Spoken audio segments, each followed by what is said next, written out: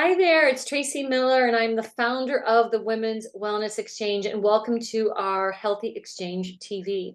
I'm really excited to talk to you today about how the diet culture has really failed us. And I'm talking with one of our members, Vicki Kirby. She was a family medicine, in family medicine for over 20 years and is a registered nurse and functional and traditional medicine practitioner. She also helped create a healthy lifestyle program through nutrition and motion called The Right Way. So really excited to have Vicki here. She's a wealth of knowledge and very commonsensical. So I'm excited to talk. So Vicki, is there anything you want to just add about what you're doing right now? Tell us a little bit about your current practice. Sure. So my current practice, I'm really doing sort of a hybrid of functional and traditional medicine as a nurse practitioner. So I'm doing consultations for people on things like gut health, hormone balance, weight management. I get a lot of referrals from dietitians who I work collaboratively with for weight loss resistance, the people that are kind of like stuck and they can't figure out where to go to get to their health goals. And I work by telehealth and I love what I do. Nice, awesome. Yeah. Well, let's get right to it. Why do people struggle losing weight? Mm. This is so loaded, right? It is Um, loaded. I'm, yeah. I'm just going to leave it right Yes, yes. So I could talk about this for days, but I promise I'll keep it as short as I can. So I think that this is so multifactorial. So first and foremost, we have so much confusion. And anybody who's watching this who's between the ages of 18 and 70, we have been stuck in diet culture forever. So we have been told things like carbs are bad. And then it was low fat diet. And then we're all doing Atkins, we're doing South Beach, we're doing the next fad thing in all this effort to get a smaller body. And what we're missing in all of this, of course, is how much of a toll this is taking on our bodies and how little we're focusing on actually caring for ourselves. It has all become this like focus on the scale. So then we have fads, we do the fad, and when you're in it, you're black and white thinking, you're all or nothing, you're all in and you're being good, and then you're off and you're being bad, Oh, which again, there's exhausting. no there is no morality to food. So we beat ourselves up when we're off. And then, of course, what we've been doing is not sustainable. So we're going to have a big regain. And then you toss on, stress. And then people's basic foundations of wellness have just gone by the wayside.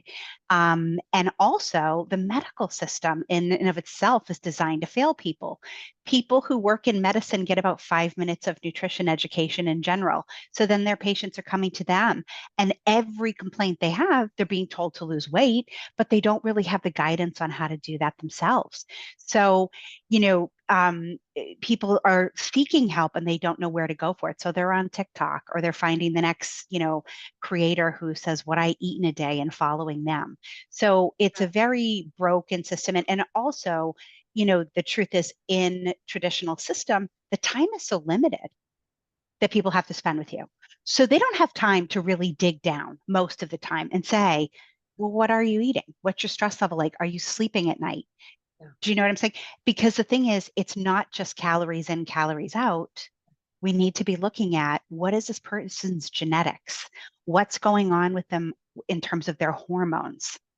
Yeah. And it's such a shame that for all these years that it was simplified so much. And, so then people were like, if I just buy those 100-calorie snacks or the low fat this, and we were just so duped. So talk a little bit about that. Like, you talk about how it's failed us. How has the culture failed us in that sense? Yeah, so again, it's all about like the smaller body and it's all about who's making money off of that huge industry. So many people, especially those people who create the little cute 100 calorie pack of junk, right? Not that we don't have some of those things in our lives, but they became the mainstay because it was easy. Look Yeah. at this. This is great. This is so easy. Yeah. But we weren't nourishing. We've lost touch with just nourishing our bodies, Yeah. And I think you you're know, right. It's such a shame because someone might look healthy because they're at a good weight, smaller body. but they could be eating sugar all day or have gluten intolerance and not be even absorbing their nutrition or so it really has taken away the whole thing about how do we love and care and nourish our bodies. Yeah, and it's I get people who come to me really in a state of desperation, and they've already been like kind of gaslit, and they're upset and they feel ashamed, and I'm always like, let's look and see what's going on in your body that isn't working so that you can be closer to your goals, so that you can feel good, because it isn't just about that. And when you really shift people over to this needs to be about nourishing your body because you love it, not because you don't. Yeah. And when they do that, and they focus on sleep and movement and rest and hydration and these simple things, all of a sudden it's like, yes, they're still sometimes hyper fixated on the number on a scale, but they feel good. Their digestive issues go away, their hormones start to balance, right? Like all of those things happen. And then they start to, I mean, I can't tell you the number of people that come to me who, you can, you tell these people they're under eating. That is huge, huge reason, because we're doing what we've been told to do, which is move more and eat less, significant under eating. And you tell these people who are panicking about that 10 pounds they've gained, especially through perimenopause and menopause, you need to slow down your vigorous exercising. You need to actually eat more, and you actually can have some carbohydrates, which you need for fuel for your body. And they've been so trained not to have those things. When they start having it, people are like in grief almost about how they've been living before. Yeah. Like, oh my God, I get to eat potatoes. I remember when after I went to a health coach years ago and I had these aha moments. I'm like, "Oh my god, Mhm, you mean I can control how I feel with what I eat, and I'm in charge of my body," meaning like, oh, that all these signs and signals, and I was like, "Oh my god, am I the only one that doesn't know this?" And then I was so mhm, sad, and I'm like, "No, I'm not." I really felt like I was the mhm. last one on the universe in the universe that was like just so disconnected from her body. But yeah, it's so what are Yeah. some of the things that you do straight off the bat? What are some of the things that you look at from a traditional and functional, Yeah. perspective to really help people kind of get to the bottom of this, in addition to helping them tune into their bodies and things? Yeah, so I play detective, right? So I spend time, I get a thorough history. I find out, when did this start for you? So for women, when did this start for you? Sometimes I hear this has been a struggle from birth. Other people will say, as soon as I started my cycles, after I had babies, when I stopped having periods, whatever it might be. So I'm getting a good history of a timeline. I'm also asking them about what was it like in your home, when you talked, what was food like in your home? What was the discussion around body size in your home? Because this shapes a lot for people. And then I go through review of systems and figure out, do they have thyroid? The people that are being already managed in terms of their thyroid, do they have Hashimoto's and no one has ever told them? Does somebody have issues with their gut? They've been just diagnosed with IBS, which we all know there's a lot of digging that can be done and a lot of healing that can be done. Do they have a hormone disorder like PCOS that nobody's picked up all these years? And I find that all the time. And I use a lot of very traditional labs. So I'm looking at people's micronutrients, their macronutrients. I'm looking at all of those pieces in traditional labs. And then I'm going a little more outside the box when we dive into stress and adrenals and gut health. So maybe like food sensitivity tests or cortisol, saliva.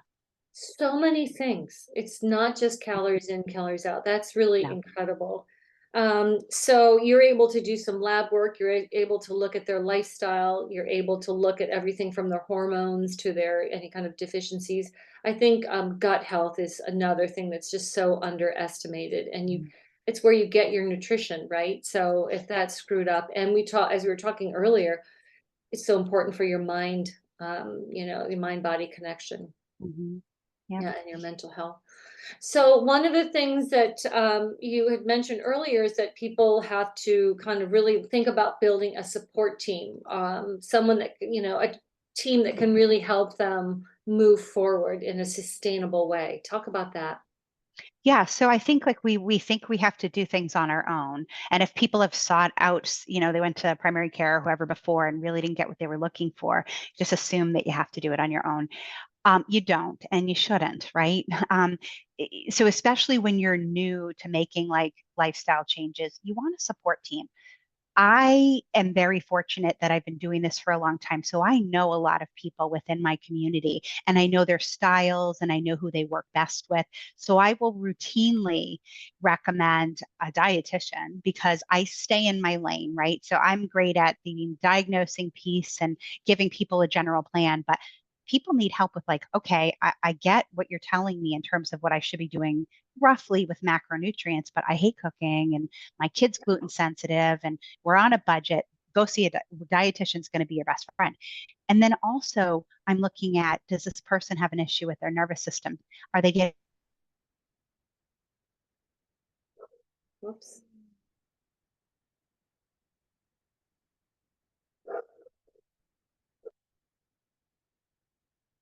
Vicky, are you there? Oh, yeah, I am there. Did we Okay, lost freeze? you for a second there. So okay, I think we'll just continue then. So building the support team, we lost you about like 15 seconds ago. So um, Okay. maybe just Am jump I back. back? Yeah, you're Okay. back. So Froze. building, sorry. So building the support team. So they're going to see a dietitian, but they also might need a therapist. They might have trauma. And truthfully, if they're not healing their trauma, they're not probably moving forward in their health goals. So I refer out a lot for EMDR, chiropractic, and this is not Health for coach. everybody. Yeah. Right. Absolutely. But people need, I can, when they meet with me, I typically can kind of say, it's not that everybody needs all those things, but it's important to kind of get a sense of which one of these I think, you'll pair best with and which will get you closest to your goals and to healing. I want to just take one step back and just talk a little bit about sugar.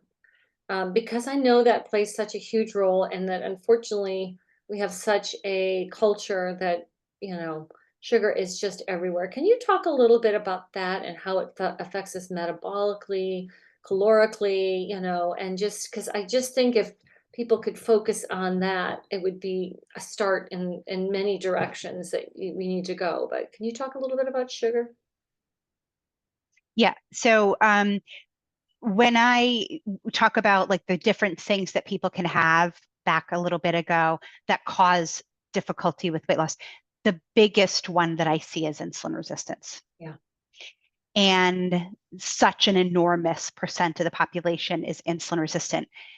Years before somebody reaches the point that they are pre-diabetic or diabetic, they are running around insulin resistant. And their labs, they're only checking a glucose, for example. So they're going to creep up in the 90s, and until they hit 100, no one's going to say a thing. But they've been running around insulin resistant. And this is in part some genetics, but mostly because of the sugar in our diet.